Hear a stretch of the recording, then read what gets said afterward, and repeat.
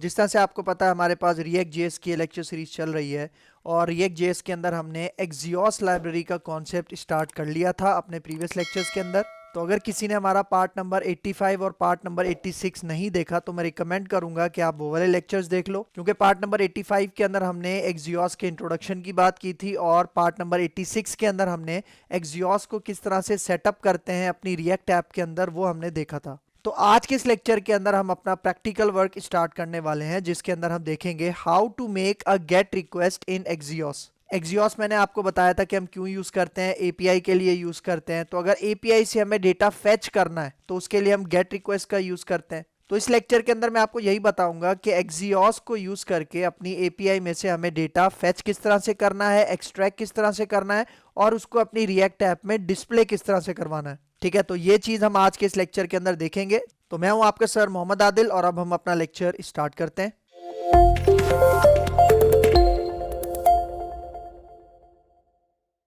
तो भाई देखो हम क्या करेंगे, हम यहाँ पे HTTP की जो गेट रिक्वेस्ट होती है एक्सियोस के अंदर उसको यूज करके हम क्या करेंगे, एक एपीआई है जो मैंने आपको अपने प्रीवियस लेक्चर के अंदर भी दिखाई थी, उसको यूज करके हम क्या करेंगे, एपीआई से डेटा गेट करेंगे। क्योंकि भाई देखो आपके पास जो रिएक्ट डेवलपर होता है ना वो फ्रंट एंड डेवलपर कहलाता है। ठीक है, तो उसके अंदर क्या होता है कि आप एपीआई खुद से क्रिएट नहीं करते, बल्कि आपको एपीआई गिवन होती है और आप क्या करते हो उसमें से डेटा फेच करके ट्रांसफॉर्म करके उसको डिस्प्ले करवाते हो अपनी रिएक्ट ऐप के अंदर। तो वही काम हम आज के इस लेक्चर के अंदर करेंगे। ठीक है, तो आगे आ जाओ। ठीक है, देखो यहाँ पे क्या कह रहा है, टू फेच डेटा और retrieve it make a get request. मतलब अगर आपको एपीआई में से डेटा फेच करना है, रिट्रीव करना है, तो उसके लिए हम क्या करते हैं, एक गेट रिक्वेस्ट क्रिएट करते हैं और गेट रिक्वेस्ट के थ्रू डेटा फेच करते हैं। तो यहाँ पे देखो क्या कह रहा है, first you are going to make a request for individual post. मतलब देखो मैंने आपको एक एपीआई दिखाई थी ना प्रीवियस लेक्चर के अंदर, जो कि हमें कुछ पोस्ट रिटर्न कर रही थी, मतलब रैंडम पोस्ट थी, कुछ फेक पोस्ट थी, वो हमें रिटर्न कर रही थी वो वाली एपीआई। तो यहाँ पे कह रहा है कि हम इंडिविजुअल पोस्ट भी गेट कर सकते हैं और सारी पोस्ट एक साथ भी गेट कर सकते हैं। तो देखो यहाँ पे क्या कह रहा है, if you look at the end point you are getting the first post from the post API. मतलब देखो एंड पॉइंट किससे कह रहा है, एंड पॉइंट यहाँ पे कह रहा है एपीआई को, जो मैंने आपको लास्ट क्लास में भी दिखाई थी। मैं आपको दोबारा दिखा देता हूँ। यहाँ पे देखो देखो ये एपीआई है जो कि मैंने आपको दिखाया था कि 100 पोस्ट रिटर्न करती है। लेकिन अगर आप यहाँ पे देखो मैंने पोस्ट के बाद /1 लगाया हुआ है, इसका मतलब 1 क्या है, 1 है आईडी। मतलब 1 आईडी की जो पोस्ट है सिर्फ वही रिटर्न करो। मतलब सारी पोस्ट हमें रिटर्न नहीं होंगी इस एपीआई को यूज करके, बल्कि सिर्फ 1 आईडी पे जो भी हमारे पास पोस्ट होगी सिर्फ हमें वो रिटर्न होगी। लेकिन अगर मुझे सारी पोस्ट गेट करनी है तो उसके लिए देखो ये सेकंड वाली एपीआई है, जिसके अंदर आप देखो कोई भी यहाँ पे पैरामीटर नहीं लगा हुआ, मतलब स्लैश करके 1 2 3 कुछ भी नहीं लगा हुआ। तो इससे क्या होगा कि ये पोस्ट हमें सारी पोस्ट जितनी भी 100 पोस्ट इसके अंदर है एपीआई के अंदर वो सारी हमें रिटर्न होंगी। तो इन दोनों एपीआईज को मैं यूज करके अभी आपको दिखाता हूं एक्सियोस की मदद से। ठीक है, तो आगे आ जाओ और यहाँ पे हम आते हैं अब अपने विजुअल स्टूडियो कोड में। तो भाई यहाँ पे देखो ये वही प्रोजेक्ट है जो हमने लास्ट क्लास में सेटअप किया था, जिसके अंदर हमने पहले रिएक्ट ऐप को इंस्टॉल किया था और उसके अंदर फिर हमने अपनी एक्सियोस को इंस्टॉल किया था। और एक्सियोस का देखो यहाँ पे मैंने वर्जन भी आपको दिखाया था लास्ट क्लास में 1.2.1, जो कि इस वक्त का लेटेस्ट वर्जन है। और ये देखो ये भी package.json वाली फाइल यहाँ पे ओपन है। तो अब मैं क्या करता हूँ, मैं एक फ्रेश कंपोनेंट बनाता हूँ यहाँ पे। ठीक है, देखो SRC के ऊपर हम राइट क्लिक करते हैं, न्यू फाइल पे जाते हैं और यहाँ पे मैं अपनी इस फाइल का नाम रख देता हूँ गेट एक्सियोस। ठीक है, getexios.js मैं इसका नाम रख रहा हूँ क्योंकि अभी हम गेट रिक्वेस्ट की बात कर रहे हैं। ठीक है, और यहाँ पे आके मैं इसको एंटर करता हूँ तो देखो ये फाइल हमारे पास आ गई। तो इसके अंदर अब मुझे फंक्शन कंपोनेंट बनाना है। तो फंक्शन कंपोनेंट के लिए शॉर्टकट क्या होता है, RFCE लिख के आपने यहाँ पे क्या करना है, एंटर करना है। तो ये देखो जैसे ही मैंने RFCE लिख के यहाँ पे एंटर किया तो देखो जो उसका बेसिक कोड होता है हमारे फंक्शन कंपोनेंट का वो आ गया। ठीक है, तो भाई देखो अब सबसे पहले मुझे क्या करना है, सबसे पहले मैं यहाँ पे एक वेरिएबल बनाता हूँ। ठीक है, और उसका मैं यहाँ पे नाम रख देता हूँ बेस URL। ठीक है, और इसके अंदर वो जो मेरी एपीआई है, वो जो मेरा एंड पॉइंट है, उसको मैं यहाँ पे कॉपी पेस्ट करता हूँ। कौन सा वाला ही जो मैंने आपको यहाँ पे दिखाया था। ठीक है, ये पहला वाला भी यूज करता हूँ, मतलब सिर्फ मैं अपनी 100 पोस्ट में से सिर्फ पहली आईडी वाली जो पोस्ट है वो गेट करूंगा। ठीक है, तो इसी लिंक को मैं कॉपी कर लेता हूँ। ठीक है, और फिर यहाँ पे आते हैं। ठीक है, देखो ये जो मैंने वेरिएबल बनाया बेस URL, इसके अंदर मैं अपनी ये वाली एपीआई यहाँ पे क्या कर देता हूँ, पेस्ट कर देता हूँ। ठीक है, ये देखो आपको नजर आ रहा होगा। ठीक है, तो अभी ये एपीआई क्या करेगी, सिर्फ हमें पहली पोस्ट रिटर्न करके देगी। मतलब अगर मैं यही एपीआई आपको ब्राउजर पे दिखाऊं, यहाँ पे आ जाओ, देखो यहाँ पे मैंने ये एपीआई यहाँ पे पेस्ट कर दिया अपने गूगल क्रोम में। ठीक है, एंटर करता हूं तो ये देखो ये अभी आपको सिर्फ एक पोस्ट रिटर्न करके दे रही है। देख रहे हो, नजर आ रहा है आपको, मतलब ID 1 वाली पोस्ट रिटर्न करके दे रही है। ठीक है, लेकिन अगर मैं यहाँ पे देखो 1 हटा के मैं ID 2 पास करता हूँ, ठीक है, तो जब एंटर करूंगा तो अब यहाँ पे देखो ये आपको टू पोस्ट की रिटर्न कर रही है, मतलब जो टू के ऊपर पोस्ट है, टू आईडी के ऊपर पोस्ट है, वो में रिटर्न हो रही है। लेकिन भाई देखो अगर मैं यहाँ पे कोई भी पैरामीटर पास नहीं करता, मतलब स्लैश लगा के मैं 1 2 या 3 कुछ भी पास नहीं कर रहा, मैं डायरेक्ट यही स्लैश पोस्ट को रिटर्न करता हूं, तो आप देखना, तो ये देखो ये आपको टोटल 100 पोस्ट यहाँ पे रिटर्न करके देता है। देख रहे हो सबसे लास्ट में देख लो, ये टोटल 100 पोस्ट है इसके अंदर। तो आप इंडिविजुअल पोस्ट भी गेट कर सकते हो और सारी पोस्ट एक साथ भी गेट कर सकते हो। ठीक है, तो देखो इसी एपीआई को मैं अब यूज करूंगा।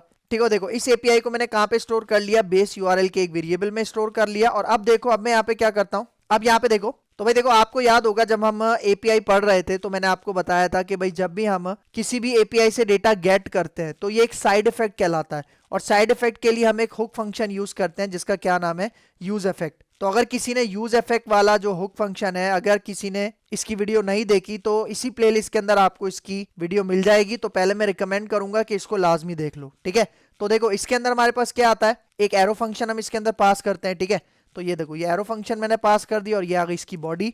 और इसके अंदर अब हम क्या करेंगे, एक्सियोस वाला काम करेंगे। किस तरह से, तो यहाँ पे देखो मैं कहता हूँ एक्सियोस, तो देखो एक्सियोस आ रहा है इंटेलिसेंस में, जैसे ही आप इसको एंटर करोगे ना, देखो एक्सियोस ऑटोमेटिक यहाँ पे क्या हो जाएगा, इंपोर्ट हो जाएगा। लेकिन अगर ये ऑटोमेटिक इंपोर्ट ना हो तो आपने ये लाइन खुद से लाजमी लिखनी है। और मैंने क्या बताया था, अभी मैं एक्सियोस के अंदर से क्या यूज कर रहा हूँ, गेट रिक्वेस्ट यूज कर रहा हूँ। तो देखो एक्सियोस डॉट, यहाँ पे मैं इसका बिल्ट इन फंक्शन यूज करूंगा गेट। ठीक है, और इसके बाद यहाँ पे मैं पैरेंथेसिस ओपन करूंगा और इसके अंदर अब मैं अपनी एपीआई पास करूंगा। और एपीआई मैंने कौन से वेरिएबल में स्टोर की थी, बेस यूआरएल के अंदर यहाँ पे इस तरह से स्टोर की थी। तो भाई देखो अब ये जो हमें बेस यूआरएल है, मतलब ये जो एपीआई है, ये हमें कुछ डेटा रिटर्न करेगी। तो उसके लिए यहाँ पे मैं कॉल बैक फंक्शन यूज करता हूँ देन, क्योंकि मैंने आपको बताया था एक्सियोस हमें प्रॉमिस रिटर्न करता है। और जब भी हम प्रॉमिस के साथ काम करते हैं तो या तो हमारा प्रॉमिस रिजॉल्व होता है या रिजेक्ट होता है। रिजॉल्व के केस में हम then call back function use करते हैं और रिजेक्ट के केस में हम catch call back function use करते हैं। लेकिन अभी मैं यहाँ पे क्या यूज कर रहा हूँ, देन फंक्शन। ठीक है, और देन फंक्शन के अंदर भी मैं क्या पास करूंगा, एक एरो फंक्शन पास करूंगा। ठीक है, और ये आ गई एरो फंक्शन की बॉडी। और भाई देखो ये जो एपीआई है बेस यूआरएल, ये हमें जो भी डेटा रिटर्न करेगी, जो भी डेटा रिस्पॉन्स में देगी, उसको मैं यहाँ पे ये जो देन के अंदर मैंने एरो फंक्शन पास किया है ना, इसके अंदर मैं एक पैरामीटर बनाता हूँ और इसका मैं नाम रखता हूँ रिस्पॉन्स। तो मतलब इस पैरामीटर के अंदर डेटा कहां से स्टोर होगा, मतलब देखो बेस यूआरएल ये वाली जो एपीआई है, ये जो भी डेटा हमें फेच करके देगा वो सारा डेटा एज अ रिस्पॉन्स मैं कहां पे स्टोर कर दूंगा, इस रिस्पॉन्स के पैरामीटर में। और ये देखो अब ये जो रिस्पॉन्स के अंदर डेटा स्टोर है ना, इसको मुझे अपनी रिएक्ट ऐप में डिस्प्ले करवाना है। तो डिस्प्ले कैसे करवाऊंगा, सबसे पहले मैं यहाँ पे एक स्टेट बना लेता हूँ। ठीक है, यहाँ पे देखो यूज इफेक्ट से पहले मैं यहाँ पे यूज स्टेट का ये जो हमारे पास हुक फंक्शन है मैं इसको यूज करता हूँ। ठीक है, क्योंकि जो भी रिस्पॉन्स आ रहा है ना हमारी इस एपीआई से, वो मैं स्टोर करूंगा अपनी स्टेट के अंदर। ठीक है, तो यहाँ पे देखो यहाँ पे मैं बना लेता हूँ दो मेरे पास यहाँ पे वेरिएबल मैं बनाता हूँ। ठीक है, एक तो डेटा है और यहाँ पे मैं कह देता हूँ सेट डेटा। ठीक है, और यूज स्टेट के अंदर मैं पास कर देता हूँ नल, क्योंकि अभी तक इसके अंदर कुछ भी नहीं है। तो देखो यूज स्टेट को मैंने यहाँ पे डिस्ट्रक्चर किया, इसका मतलब जो भी स्टेट के अंदर डेटा स्टोर होगा वो यहाँ पे आएगा। और अगर मुझे इस डेटा को मॉडिफाई करना है, अपडेट करना है, तो मैं यहाँ पे ये सेट डेटा वाला कॉल बैक फंक्शन यूज करूंगा। और देखो जैसे ही मैंने यहाँ पे यूज स्टेट को यूज किया तो टॉप पे देखो ये देखो यूज स्टेट और यूज इफेक्ट दोनों हमारी रिएक्ट मॉड्यूल के अंदर से क्या हो गए हैं, इंपोर्ट हो गए। तो ये लाइंस आपने लाजमी लिखनी है। ठीक है, इस तरह से। तो देखो अब मैं यहाँ पे क्या करता हूँ, अब यहाँ पे देखो ये जो देन फंक्शन था इसके अंदर मैं यहाँ पे अपना ये वाला मेथड यूज करता हूँ, स्टेट का जो कॉल बैक फंक्शन है, और इसके अंदर मुझे डेटा स्टोर करवाना है। तो डेटा किस तरह से स्टोर करवाऊंगा, यहाँ पे देखो रिस्पॉन्स के अंदर जो भी डेटा स्टोर हो रहा है। ठीक है, मैं कहता हूं कि भाई इसके अंदर से जो भी डेटा है वो आप कहां पे सेट कर दो, वो आप सेट कर दो हमारे इस स्टेट के अंदर जिसका क्या नाम है डेटा। तो डेटा के अंदर डेटा मैंने कैसे स्टोर करवाया, देखो सेट डेटा का ये वाला जो हमारे पास कॉल बैक फंक्शन है इसको मैंने यूज किया, और जो भी रिस्पॉन्स आ रहा था हमारी एपीआई में से, तो रिस्पॉन्स के अंदर जो भी डेटा आ रहा था वो डेटा मैंने कहां पे सेट करवा दिया, अपनी स्टेट के अंदर सेट करवा दिया। और याद रखना ये जो मैंने रिस्पॉन्स डॉट डेटा लगाया है ना, ये जो भी डेटा हमें रिटर्न करेगा ना हमारी स्टेट के अंदर, वो जेसन फॉर्मेट में स्टोर करेगा। ठीक है, तो ये पॉइंट आपने याद रखना है। तो इसका मतलब अब मेरा डेटा कहां पे आ चुका है, यहाँ डेटा के अंदर आ चुका है। तो देखो अब मैं यहाँ पे आता हूँ रिटर्न के अंदर। ठीक है, इसके अंदर मैं यहाँ से ये हटाता हूँ और पहले मैं यहाँ पे फ्रेगमेंट ओपन कर देता हूँ, क्योंकि मुझे इसके अंदर मल्टीपल टैग्स देने हैं। ठीक है, तो यहाँ पे देखो सबसे पहले मैं यहाँ पे एक h1 यूज करता हूँ, h1 का टैग बना लेता हूँ, और इसके अंदर डेटा कहाँ पे स्टोर हो रहा है, इस डेटा की स्टेट के अंदर। ठीक है, तो यहाँ पे पहले मैं ये JSX ओपन करता हूँ और इसके अंदर यहाँ पे डेटा पास करता हूँ, ये जो हमारा स्टेट वेरिएबल है। और इसके अंदर से मैं क्या गेट करता हूँ, इसके अंदर से मैं गेट करता हूँ फॉर एग्जाम्पल ID। क्योंकि देखो अगर मैं आपको यहाँ पे दिखाऊं, ये देखो जो हमारी एपीआई है इसके अंदर आप नोटिस करो कि इसके अंदर यूजर ID है, ID है, टाइटल है और बॉडी है। तो मैं यहाँ पे अभी क्या गेट करके दिखाता हूँ आपको, आईडी गेट करके दिखाता हूँ, ठीक है देखो। और फिर यहाँ पे मैं एक h2 का टैग बनाता हूँ, ठीक है, और इसके अंदर मैं यहाँ पे कहता हूँ डेटा डॉट टाइटल, ठीक है, टाइटल यहाँ पे गेट कर रहा हूँ h2 के अंदर। और फिर यहाँ पे मैं एक h3 बनाता हूँ और इसके अंदर मैं यहाँ पे कहता हूँ डेटा डॉट बॉडी, ठीक है। क्योंकि देखो अभी डेटा के अंदर सिर्फ एक ही ऑब्जेक्ट आ रहा है, मतलब सिर्फ एक ही पोस्ट आ रही है, क्योंकि यहाँ पे देखो एपीआई के अंदर मैंने क्या पास किया हुआ /1, तो मतलब /1 वाली जो पोस्ट होगी, मतलब 1 आईडी वाली जो पोस्ट होगी, सिर्फ वही हमें रिटर्न होगी। और उसको मैं यहाँ पे डेटा के अंदर स्टोर करवा रहा हूँ और स्टेट को यहाँ पे डिस्प्ले करवा रहा हूँ, ठीक है। तो अब मैं क्या करता हूँ, अब ये वाली जो मेरी फंक्शनल कंपोनेंट है, कौन सा, गेट axios.js, अब इसको मैं अपनी app.js में कॉल कर लेता हूँ, ठीक है। तो देखो app.js में आते हैं और ये देखो ये जो इसके अंदर जितना भी डेटा आ रहा है इसको मैं यहाँ से रिमूव कर लेता हूँ, ठीक है।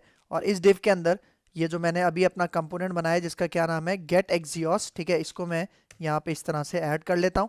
और देखो जैसे ही मैंने इसको यहाँ पे टैग बना के कॉल किया तो देखो इसका इंपोर्ट भी यहाँ पे टॉप पे ऐड हो गया। तो अगर ये इंपोर्ट ऑटोमेटिक ऐड ना हो तो आपने इसको खुद से ऐड करना है, ठीक है। तो देखो अब इसको सेव करते हैं और इसका रिजल्ट आपको दिखाता हूँ ब्राउजर पे। तो यहाँ पे आ जाओ।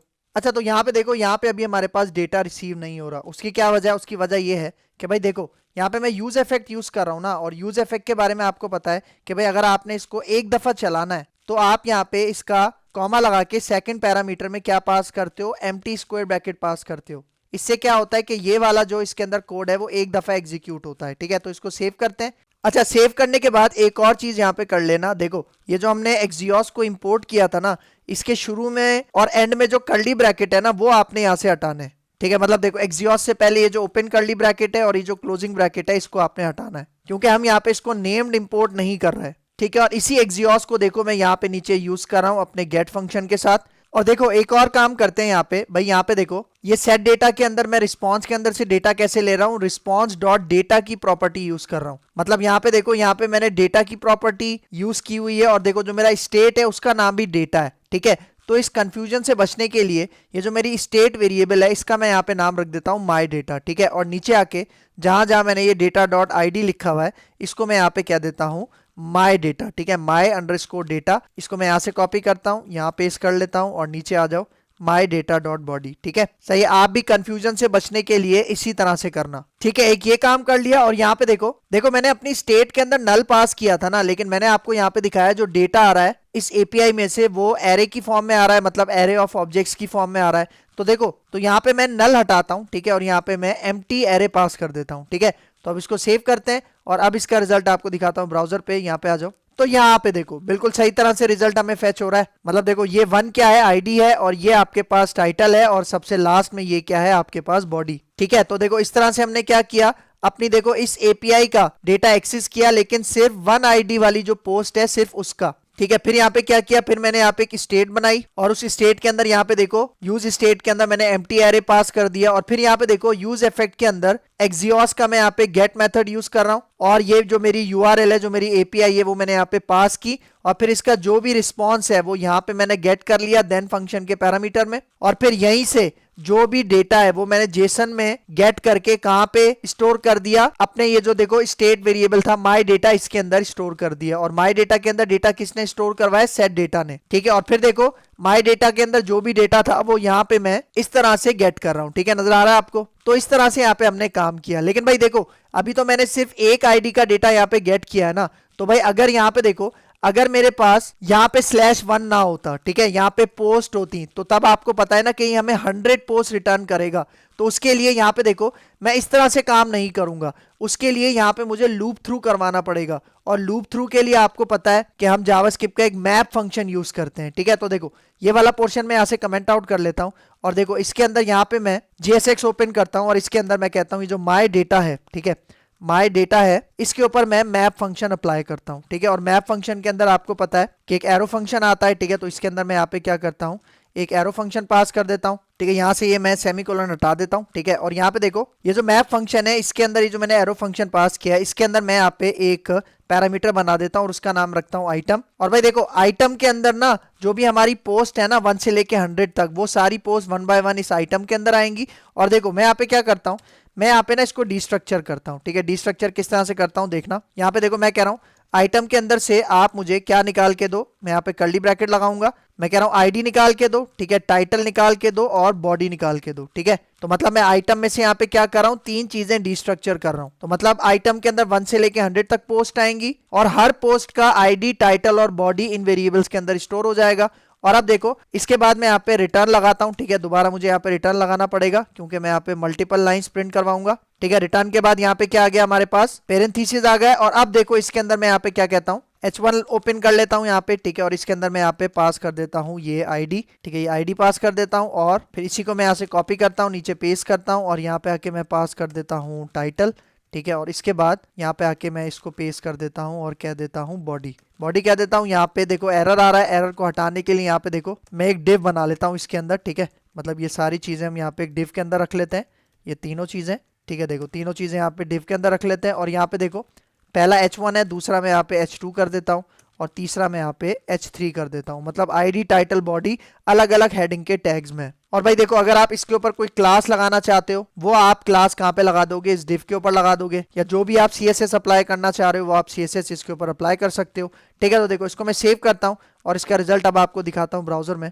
तो यहाँ पे देखो जैसे मैंने रिफ्रेश किया, ये देखो ये 1 आईडी है, देख रहे हो 2 है, 3 है, 4 है, 5 है। और अगर मैं इसको स्क्रॉल करके बिल्कुल एंड में ले जाऊं तो मैंने आपको क्या बताया था, टोटल 100 पोस्ट हैं। तो यहाँ पे देखो 100 पोस्ट आपको देखने को मिल रही हैं। और अगर आप इसके ऊपर कोई CSS अप्लाई करना चाह रहे हो तो CSS आप यहाँ पे अप्लाई कर सकते हो इस डिव के ऊपर। अगर मैं यहाँ पे आपको करके दिखाऊं, ठीक है, यहाँ पे देखो मैं क्लास नेम दे देता हूँ, ठीक है, क्लास नेम देता हूं और मैं यहाँ पे कहता हूं इस क्लास का नाम मैं रख देता हूं यहाँ पे डेटा, ठीक है। तो देखो ये क्लास नेम अभी हमने बनाई नहीं है तो इसको हम बना लेते हैं। इसको हम कहाँ पे बनाएंगे, यहाँ पे देखो हमारी ये जो app.css वाली फाइल है इसके अंदर चलते हैं, ठीक है। और यहाँ पे मैं बना लेता हूँ, इसका मैं नाम रख देता हूँ डेटा, ठीक है। इस क्लास के अंदर यहाँ पे मैं क्या कहता हूँ, सबसे पहले मैं बॉर्डर दे देता हूँ, ठीक है। बॉर्डर में यहाँ पे क्या देता हूँ, फॉर एग्जाम्पल 3px बॉर्डर दे देता हूँ, ठीक है। कलर हम इसका कर देते हैं रेड और इसका जो स्टाइल है वो मैं कर देता हूँ रिच, ठीक है। और अगर आपको विड्थ देनी है आप विड्थ भी दे दो, ठीक है। मैं इसको विड्थ दे देता हूँ फॉर एग्जांपल 500 px, इसकी हम विड्थ कर देते हैं, ठीक है। बैकग्राउंड कलर अगर देना है, बैकग्राउंड कलर यहाँ पे मैं इसको दे देता हूँ, बैकग्राउंड कलर हम यहाँ पे क्या देते हैं इसको एक्वा, ठीक है। तो देखो अब इसको सेव करता हूँ और अगर इसका रिजल्ट आपको दिखाऊं यहाँ पे, तो ये देखो ये आपको नजर आ रहा है, देख रहे हो, ठीक है, देख रहे हो। मतलब CSS आपके हाथ में कि किस तरह से आपने अप्लाई करनी है, ठीक है। जो भी CSS आपने अप्लाई करनी है वो आप इस तरह से अप्लाई कर लो। एक क्लास बना लो, कहाँ पे बनाओगे, क्लास app.css के अंदर। और यहाँ पे देखो ये जो हमारी गेट एक्सियोस वाली फाइल है उसके अंदर यहाँ पे जो आपका डिव है उसके अंदर आप ये क्लास नेम अप्लाई कर दो। अच्छा एक चीज आप देखो यहाँ पे जो आपको टाइटल नजर आ रहा है, देखो टाइटल इसके अंदर बहुत बड़ा आपको यहाँ पे नजर आ रहा होगा, ये देख रहे हो। अगर मैं कह रहा हूँ भाई मुझे इसके अंदर इतना बड़ा टाइटल नहीं चाहिए, मुझे इसके अंदर कम कैरेक्टर्स चाहिए, तो उसके लिए मैं यहाँ पे क्या करता हूँ, देखो मैं यहाँ पे टाइटल डॉट एक यहाँ पे मेथड लगाता हूँ स्लाइस का और इसके अंदर मैं कहता हूँ कि भाई मुझे 0 से लेके आप 10 कैरेक्टर्स तक यहाँ पे डिस्प्ले करवाओ, ठीक है। तो अब इसको सेव करते हैं, इसका रिजल्ट आपको ब्राउजर पे दिखाता हूँ। तो ये देखो ये टाइटल के अंदर कैरेक्टर्स कम हो गए, ठीक है। इसी तरह अगर आप यहाँ पे बॉडी पे अप्लाई करना चाह रहे हो तो बॉडी पे मैं यहाँ पे कह देता हूँ डॉट स्लाइस, ठीक है। और इसके अंदर मैं यहाँ पे कह देता हूँ कि भाई मुझे 0 से लेके 50 तक कैरेक्टर्स चाहिए और मैं कह रहा हूँ ये सारा डेटा ना मुझे लोअर केस में चाहिए, ठीक है। तो मैं यहाँ पे इसको कह देता हूँ टू लोअर केस, ठीक है। ये भी मैंने इसके ऊपर अप्लाई कर दिया, ठीक है। तो अब इसको सेव करते हैं, इसका रिजल्ट आपको दिखाता हूँ। तो ये देखो नजर आ रहा है सिर्फ 50 कैरेक्टर्स हैं और डेटा सारा लोअर केस में। अगर मैं इसको अपर केस में आपको करके दिखाऊं तो यहाँ पे जस्ट मुझे क्या करना है, लोअर हटा के अपर पास करना है। इसको सेव करते हैं, ब्राउजर पे इसका रिजल्ट दिखाता हूँ। तो ये देखो अब जो आपकी बॉडी है वो किस में आ रही है, अपर केस में आ रही है, ठीक है। तो देखो कितनी आसानी से मैंने क्या किया, एक्सियोस को यूज करके अपना डेटा फेच करवाया। और डेटा सिर्फ फेच नहीं करवाया बल्कि फेच करवाने के बाद उसको अपनी वेबसाइट पे किस तरह से डिस्प्ले करवाना है वो काम भी मैंने बिल्कुल सक्सेसफुल तरीके से कर लिया। और भाई देखो जब भी आप यहाँ पे लिस्ट रेंडर करते हो ना और मैप का फंक्शन यूज करते हो तो आपको ना यहाँ पे की भी डिफाइन करनी पड़ती है, ठीक है। की के अंदर आप पास कर दो आईडी, क्योंकि देखो अगर आप ये की पास नहीं करोगे ना तो क्या होगा, तो आपके पास कंसोल में एरर आएगा। अगर मैं आपको वो एरर दिखाऊं, ठीक है, यहाँ पे आओ, राइट क्लिक करते हैं, ठीक है, इंस्पेक्ट पे चलते हैं, ठीक है। देखो कंसोल पे आता हूं तो यहाँ पे देखो आपको एरर देखने को मिल रहा है, क्या कह रहा है, each child in a list should have a unique की। और आपको मैंने बताया था जब हमने लिस्ट रेंडरिंग का टॉपिक किया था रिएक्ट के अंदर, तो वहां पे मैंने आपको बताया था मैप के अंदर आपको कीज भी प्रोवाइड करनी पड़ती हैं। तो अगर यहाँ पे देखो, यहाँ पे मैं की प्रोवाइड कर देता हूँ, ठीक है। इस तरह से मैं इसको की में क्या देता हूँ, आईडी, और आईडी आपको पता है हर पोस्ट की यूनिक होती है। तो इसको मैं सेव करता हूँ और ब्राउजर पे आता हूँ, ठीक है। यहाँ पे आके मैं एक दफा इसको रिफ्रेश करता हूँ। तो ये देखो जैसे ही रिफ्रेश किया देखो डेटा भी बिल्कुल सही तरह से आ रहा है और देखो वो जो की वाला एरर था वो भी अब हमारे पास नहीं आ रहा। तो इस तरह से आप Axios को यूज करके डेटा फेच करवा सकते हो अपनी रिएक्ट ऐप के अंदर। तो भाई इस लेक्चर के अंदर अगर कोई भी कंफ्यूजन है तो कमेंट बॉक्स में मुझसे जरूर पूछ लेना। तो मुझे अपनी दुआ में याद रखना। मिलते हैं इंशाल्लाह नेक्स्ट लेक्चर में, तब तक के लिए दीजिए इजाजत। अल्लाह हाफिज।